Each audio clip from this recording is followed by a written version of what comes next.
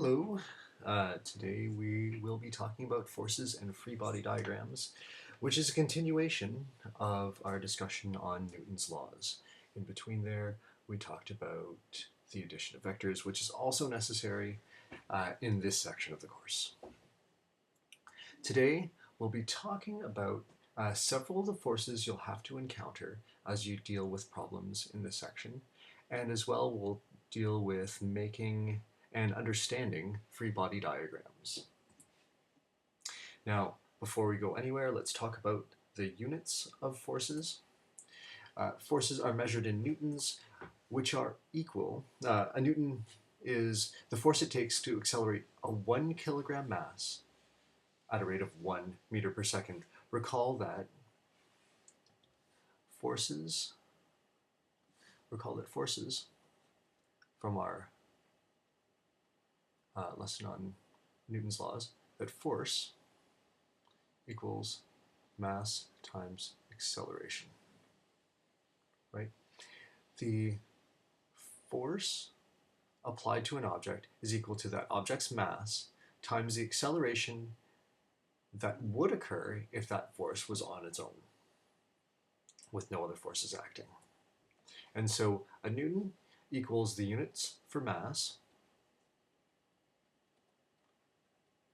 which is kilograms, times the units of acceleration, which are meters per second squared.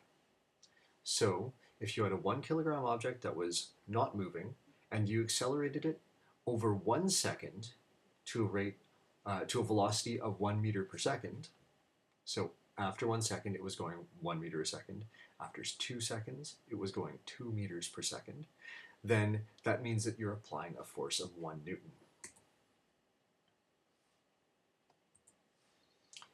Now, it's important to note that force is a vector quantity because it has both magnitude and direction, and that a force is that which changes an object's state of motion. So you can't just describe a force as being a 10 Newton force.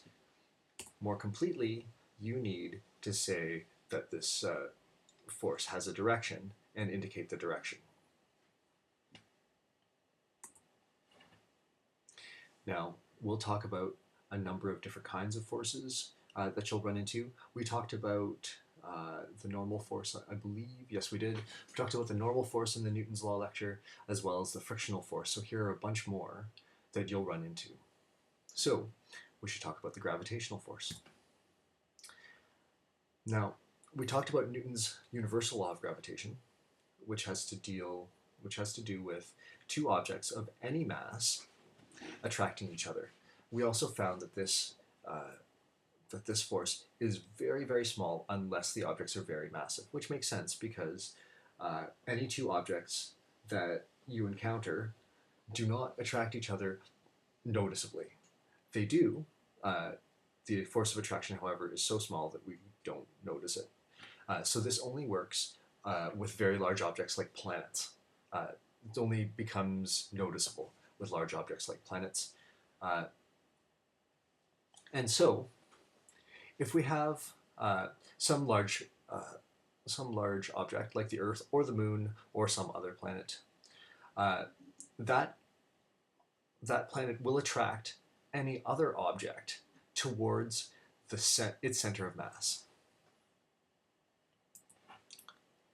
And this gravitational force is the weight of the object. And so the force of gravity on Earth is equal to mass times the acceleration due to gravity on Earth. On Earth, that value is 9.8 meters per second squared, with mass being in kilograms. Now, to put this in perspective, think about an average modern cell phone, which has a mass of about 150 grams, or 0.15 kilograms, thereabouts. And acceleration due to gravity, let's round this just for simplicity's sake to 10 meters per second squared. 9.8 rounds to 10 nicely. And so the force due to gravity acting on a cell phone is 1.5 kilogram meters per second squared, or 1.5 newtons. So that's the force due to gravity acting on a cell phone. And if you were to hold a cell phone up just against gravity, just hold it in the air, you can try this now if you want. If you were to hold a cell phone up in the air, you would be, we'll talk about balancing forces, but you would be exactly opposing that 1.5 Newton force. And so that amount of force that you're applying to the cell phone to keep it from falling is also 1.5 newtons. So a newton is not that much of a force.